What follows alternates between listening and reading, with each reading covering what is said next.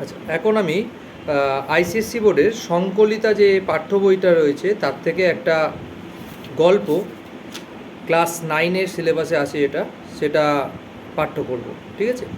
গল্পের নাম হচ্ছে ক্যানভাসার আর বনফুলের লেখা। আচ্ছা, এই বনফুল অ্যাকচুয়াল লেখকের ছদ্মনাম, তার আসল নাম হচ্ছে বলাইচাঁদ মুখোপাধ্যায়। তো গল্পটা পড়ার আগে আমরা লেখক পরিচিতিতে দেখে নেবো যে কী বলা হয়েছে। বনফুলের প্রকৃত নাম হচ্ছে বলাইচাঁদ মুখোপাধ্যায়। তিনি বনফুল ছদ্মনামেই বেশি পরিচিত ছিলেন। আচ্ছা, 1899 সালের 19শে জুলাই বিহারের মণিহারিতে জন্মগ্রহণ করেন তিনি। আর তার মৃত্যু সাল হচ্ছে 1979 সালের 9 ফেব্রুয়ারি। তিনি কলকাতাতেই মারা যান। এছাড়াও বলা যেতে পারে যে 1915 সালে স্কুল পড়ার সময় মালঞ্চ পত্রিকায় কবিতা প্রকাশের মধ্যে দিয়েই তার সাহিত্য জীবন শুরু।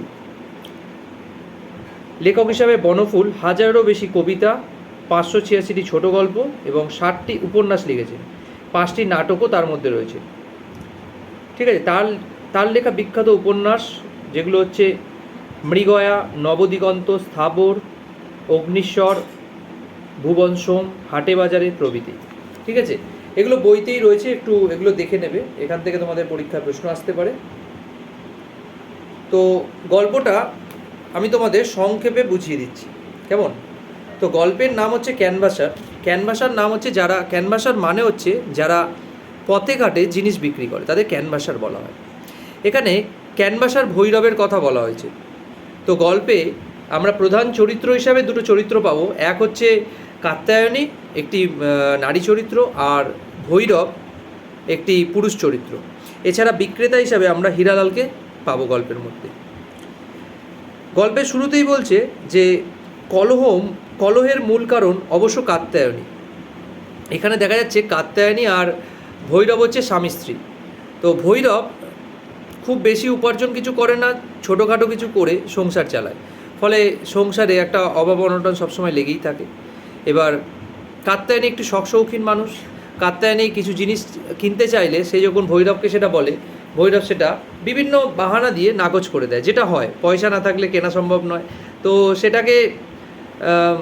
সেটাকে বোঝানোর জন্য সে নানান রকম উদাহরণ দিয়ে বোঝায় যে শখশৌখিন মানুষের জন্যই দেশটা এরকম উচ্ছনে যাচ্ছে। তোমাদের মতো মানুষেরা এত শখশৌখিন যে উল্টোপাল্টা জিনিস কিনে বাজেট টাকা নষ্ট করে, এই করেই দেশটা উচ্ছনে যাচ্ছে, এরকম বিভিন্ন রকম কথাবার্তা বলে। কিন্তু প্রথম দিকে কাত্যায়নী সেগুলো শুনলেও পরে কিন্তু সেগুলো আর শোনে না। সে ভৈরবকে ব্যঙ্গ করে বলে যে তোমার উপার্জনের ক্ষমতা নেই বলে তুমি এগুলো বলছো, কেনই বা তাহলে বিয়ে করতে গেলে, তুমি কেনই আমাকে বিয়ে করলে? তো এরকম কথা বলে সে তাকে ছোট করে। ভৈরবের সেটা খারাপ লেগে যায়। তো এই নিয়েই হচ্ছে ঘটনার শুরু। কাত্যায়নী একদিন হঠাৎ তার ভৈরবের কাছ থেকে একটা শাড়ি চেয়ে বসে, কিন্তু ভৈরব সেটা দিতে না পারায় সে তাকে বলে যে একই কথা, যে তোমাদের মতো মানুষদের জন্যই দেশটা উচ্ছনে যাচ্ছে, তোমরা এত শখ শৌখিন যে এত বাজে পয়সা খরচা করো। তো এই কথা বলতে যথারীতি কাত্যায়নী তাকে একইভাবে ছোট করে, তিরস্কার করে, তাতে রেগে যায় ভৈরব। এবং সেই মুহূর্তেই দেখা যায় আমাদের ক্যানভাসার হীরালালের আবির্ভাব। সে কিন্তু তাদের গ্রামে থাকে না, সে যাচ্ছিল শহরে, কিন্তু ট্রেনের মধ্যে ঘুমিয়ে যাওয়ার ফলে সে ট্রেন থেকে নামতে ভুলে যায়, যে স্টেশনে নামার কথা ছিল। সে হঠাৎ যখন একটি স্টেশনে ট্রেন দাঁড়ায় সেখানে সে নামে এবং নেমে ভাবে যে ব্যবসার খাতিরে কিছু এদিক ওদিক ঘুরে যদি কিছু জিনিস বিক্রি করতে পারি কিছু উপার্জন হয়ে যাবে, কারণ তার শহরে যাওয়ার ট্রেন সে আবার সন্ধ্যের বেলায় আছে, আর সে সকালবেলায় নেমেছে স্টেশনে। তো সে তার ব্যাগপত্র নিয়ে গ্রামের মধ্যে ঢোকে এবং সেখানে এদিক ওদিক ঘুরে কিছু জিনিস বিক্রি করবে ভাবে। তার কাছে সে যে বক্সটা নিয়ে এসছে সেই বক্সের মধ্যে, মানে সুটকেসের মধ্যে রয়েছে কি, তার কাছে মাজন রয়েছে, দাঁত মাজার মাজন, আর রয়েছে মাথার কলম কালি করা, এরকমই কিছু জিনিস নিয়ে সে গ্রামে গঞ্জে ঘুরে ঘুরে বিক্রি করে। তো যথারীতি সে গ্রামে চলে আসে এবং গ্রামে এসে যখন কাত্যায়নী আর ভৈরবের মধ্যে বচসা হচ্ছে, রেগে গিয়ে ভৈরব বেরিয়ে যায় সকালের ঘটনা এটা, বেরিয়ে যায় এবং সে বাইরে গিয়ে একটি নিম গাছের ডাল ভেঙে একটা দাঁতন বানিয়ে দাঁত মাজতে শুরু করে। তো দাঁত মাজতে মাজতে যখন ঘুরে দেখে যে তার পেছনে একটি লোক এসে দাঁড়িয়ে আছে, এসে বলছে দাদা মাজন লাগবে, মাজন, ভালো মাজন আছে আমার কাছে। তো যথারীতি সে অবাক হয়ে যায় যে এই অদৃষ্ট ব্যক্তিটা কে, মানে এই যে হঠাৎ একটা ব্যক্তি চলে এলো, এটা কে, গ্রামে তো এরকম আগে লোক দেখিনি আমি। তো তাকে বলে, না আমার কোনো মাজন লাগবে না, আপনি কে বটে, আপনি কে ব্যক্তি, তো আপনার নাম কি? তখন বলে, এরকম আমি এক মাজন বিক্রেতা, আমার বাক্সে ভালো মাজন রয়েছে, দাঁতের জন্য খুব ভালো। তখন এদিকে ভৈরব রীতিমতো রেগে আছে, তার স্ত্রীর সাথে ঝগড়া হয়েছে।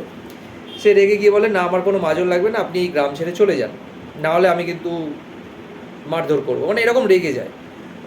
কারণ ভৈরব কোনো কাজ না করতে পারে, তার কোনো পয়সা উপার্জন না, মানে সামর্থ্য না থাকতে পারে পয়সা উপার্জনে, কিন্তু গায়ে ভালো শক্তি আছে, সে মারধর করে কাউকে তাড়িয়ে দিতে পারে। তো যথারীতি হীরালাল তাকে বলে, দাদা রেগে যাচ্ছেন কেন, আমার কাছে ভালো মাজন আছে, আপনি মাজন নিয়ে দেখতে পারেন। তখনও নিম দাঁতন দিয়ে দাঁত মাজছে, এই অবস্থায় সে মুখের পিকটা ফেলে দিয়ে, মানে থুতুরা ফেলে দিয়ে সে তার সাথে কথা বলে, এবং হঠাৎ দেখে হীরালাল কথা বলতে বলতে হাসছে। তো তার হাসি দেখে ক্যানভাসার তাকে বলে, আচ্ছা আপনি যে, আপনার দাঁতটা খুব সুন্দর তো। ভৈরব তার প্রশংসা করে, বলে আমিও তো এই মাজন মাজি, সেই জন্যই তো আমার দাঁত এত ভালো, আপনিও মাজুন, আপনারও দাঁত খুব ভালো হবে। ক্যানভাসার তখন বলে, আচ্ছা আপনি এই মাজন দিয়ে দাঁত মাজেন? তো এরকম কথাবার্তা হতে থাকে, কিন্তু সে কোনোভাবেই রাজি হয় না তার থেকে মাজন নেওয়ার। সে মনে মনে ভাবে, সামান্য পয়সা উপার্জন করতে পারি না, আবার মাজন কিনবো।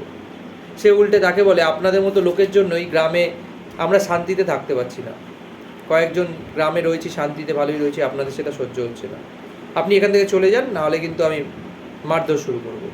তো এই বলতে বলতেই ভৈরব কী করে, রেগে গিয়ে ক্যানভাসারকে একটা চড় মেরে দেয়, ক্যানভাসার হীরালালকে। তখন হীরালাল ছিটকে পড়ে, এবং তার যে দাঁত, সেই দাঁত হঠাৎ খুলে পড়ে। তো তখন ধরা পড়ে, তখন ভৈরব বলে, আচ্ছা তাহলে আপনার দাঁতটাও ফলস দাঁত, আপনি একটা ফলস দাঁত লাগিয়ে এরকমভাবে মাজন বিক্রি করছেন। তো বলছে, হ্যাঁ গরিব মানুষ আমি এরকম করে উপার্জন করি, কেন আমার পেটে লাথি মারছে, কেন আমার পয়সা আমাকে বিক্রি করে কিছু করতে দিচ্ছেন, আপনি নেবেন না ঠিক আছে, কেন আমায় মারধর করছেন, গরিব মানুষ আমি। তো এই বলতে বলতে তখন তার গোপের দিকে নজর পড়ে। তো খুব মজার ছলে তখন ভৈরব বলে, ভৈরব দেখে তার গোপটা খুব কালো। তখন ক্যানভাসার বলে ওঠে, হ্যাঁ এই গোপটাও কিন্তু আমার কলপেই রং করা, তো আপনি নিতে পারেন। তখনও সে বলে যাচ্ছে যে আপনি কিন্তু আমার থেকে মাজন এবং কলপ নিতে পারেন। তো এই নিয়ে যথারীতি ভৈরব আর ক্যানভাসার হীরালালের মধ্যে একটা বচসা হয়, কথা কাটাকাটি হয়। শেষে কী করে, শেষে ভৈরব তার দুঃখের কথা বলে। ভৈরবের সাথে সাথে ক্যানভাসারও বলতে দেয়। ক্যানভাসার হীরালাল বলে, আমার একটি বড় ছেলে, যে উপার্জন করার মতো ক্ষমতা রয়েছে, সেই রকম ছেলে মারা যায়, ফলে আমার কোনো উপায় নেই পয়সা উপার্জন করার, তাই আমি এরকমভাবে কিছু জিনিস বিক্রি করে সামান্য কিছু অর্থ উপার্জন করি। তো দয়া করে আমায় মারবেন না, আমার থেকে একটা কিছু জিনিস নিন। তো তখন ভৈরব একটু মায়ায় পড়ে যায় এবং তার থেকে এক কৌটো মাজন কেনে। কেমন? এই হচ্ছে একটা মজার গল্প, যেটা বলাইচাঁদ মুখোপাধ্যায় লিখেছেন, নাম দিয়েছেন ক্যানভাসার। তো ক্যানভাসার মানে যেটা বললাম, যে যে ব্যক্তি ঘুরে ঘুরে জিনিস বিক্রি করে তাদের বলা হয় ক্যানভাসার।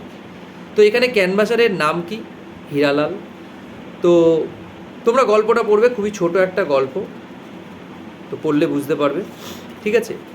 আর এখান থেকে কিছু প্রশ্ন আসতে পারে, যেমন চরিত্রভিত্তিক প্রশ্ন বলতে পারে, এখানে কি প্রধান চরিত্র কি আছে, ক্যানভাসার কে, ক্যানভাসার শব্দের অর্থ কী, ক্যানভাসার গ্রামে এসে পৌঁছালো কীভাবে, ক্যানভাসার এবং হীরালালের মধ্যে কী কথোপকথন হয়েছিল, শেষ পর্যন্ত তাদের মধ্যে কি পরিণতি হলো, মানে কি করলো লাস্ট পর্যন্ত ক্যানভাসার হীরালাল যে ধাক্কাধাক্কি করলো, মারপিট করলো, তারপর কি হলো, শেষে গিয়ে সে একটা মাজনের কৌটো কিনেছিল, মানে ভৈরব একটা মাজন কিনেছিল। তো এই রকম প্রশ্ন আসতে পারে, ঠিক আছে, ছোটোখাটো এরকম প্রশ্ন আসতে পারে। তোমরা এই প্রশ্নগুলো একটু স্টাডি করো, মানে বাড়িতে যখন রিডিং করবে একটু লাইনগুলো আন্ডারলাইন করো, যে ইম্পর্টেন্ট লাইন সেখান থেকে করো। বাকি আমি কিছু কোশ্চেন অ্যান্সার তো দিয়ে দেবো, ঠিক আছে? আর বলতে পারে যে গল্পের শুরুতে কাত্যায়নী এবং ভৈরবের মধ্যে কী নিয়ে বচসা হয়েছিল, তার প্রত্যুত্তরে ভৈরব কী বলেছিল। তো এই রকমই প্রশ্ন আসবে। আর কবি পরিচিতির একটু পড়ে নিও, তার লেখা কয়েকটা উপন্যাস পড়ে নিও, এখান থেকে প্রশ্ন আসতে পারে, ঠিক আছে? ওকে, বাই।